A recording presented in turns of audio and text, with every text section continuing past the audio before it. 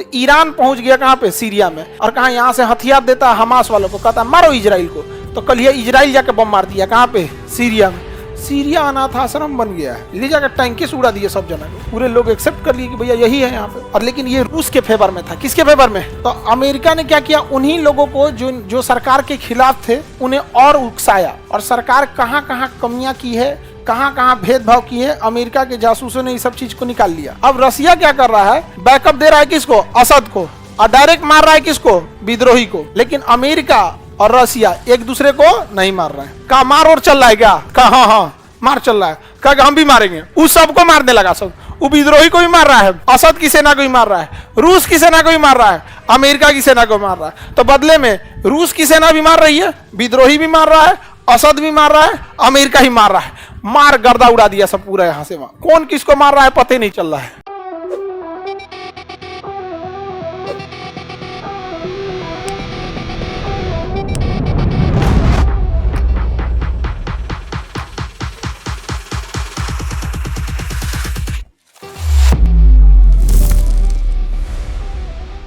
Syria में ना बशर अल असद वहां का प्रधानमंत्री नहीं था, सेना प्रमुख था। प्रधानमंत्री को मार के अपने कह दिया कल से हम पर यहाँ के सब कुछ, राष्ट्रपति, प्रधानमंत्री, सेना प्रमुख सब हम। एनी प्रॉब्लम, किसी कोई दिक्कत है तो टैंक ले जाओ, मार दो, धाए दे, ले जाकर टैंके से उड़ा दिए सब जना को। पूरे लोग एक्सेप्ट कर लिए कि भैया यही है यहाँ पे।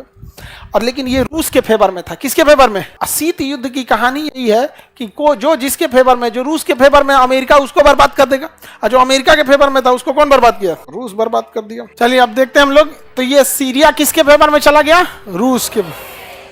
अब अमेरिका ने क्या किया ना, यहाँ एक लंबे समय तक कोई एक ही व्यक्ति सत्ता पे रहेगा तो कंफर्म है कि वहाँ के कुछ लोग उब जाएंगे, वो किसी के फेवर में रहेगा तो किसी के फेवर में नहीं रहेगा यहाँ पे। इसी का फायदा उठाया अमेरिका। तो अमेरिका ने क्या किया, उन्हीं लोगों को जो सरकार के खिलाफ थे उन्हें और उकसाया, और सरकार कहाँ कहाँ कमियां की है, कहाँ कहाँ भेदभाव की है, अमेरिका के जासूसों ने इस सब चीज़ को निकाल लिया और उन लोगों को फैला दिया। और वहाँ का जो मेन लीडर था उसको कुछ पैसा वैसा दे के मिलाया, और फिर अमेरिका उनको हथियार दे दिया। अब वहाँ पैदा हो गया वो विद्रोही गुट।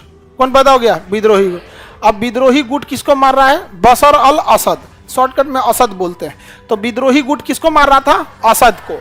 अब विद्रोही को कौन हथियार कौन दे रहा था, अमेरिका। तो यूएसए था, देखिए ध्यान से, यूएसए विद्रोही को भी हथियार दे रहा था और डायरेक्ट असद को भी मार रहा था। अब पीछे से बैकअप हो गया रसिया का। किसका हो गया, रसिया का बैकअप हो गया।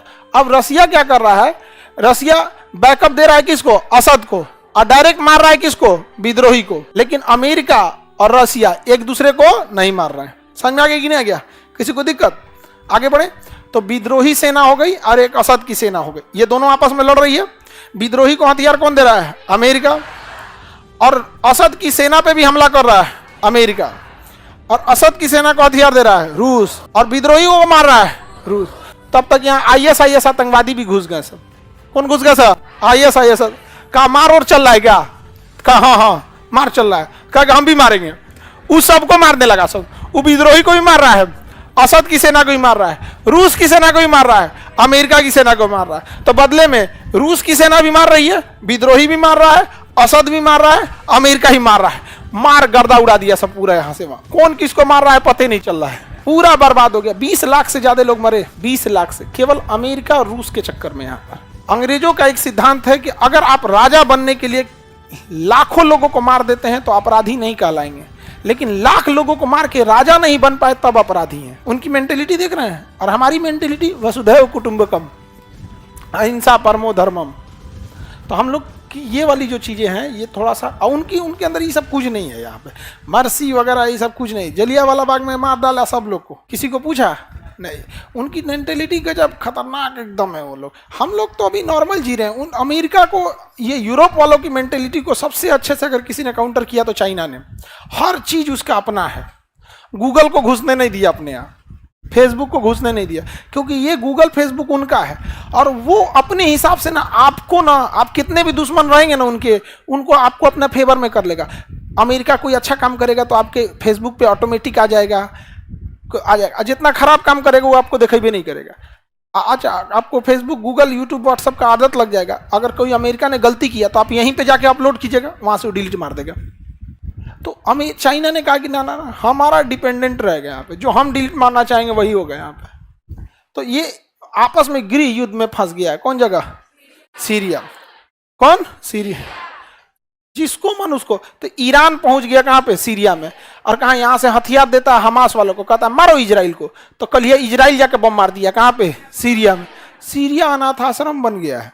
दुनिया का सबसे भ्रष्ट असुरक्षित देश हो गया दमिश्कस। कौन हो गया है? दमिश्कस। तबाह हो गया सीरिया। यहां पर समझ में आ गया? सीरिया में, सीरिया में कौन किसको मार रहा है? जो जिसको मिल जाए, जो जिसको मिल जाए सीरिया में सब वही उसको मार रहा है। समझ में आया कि नहीं आ गया?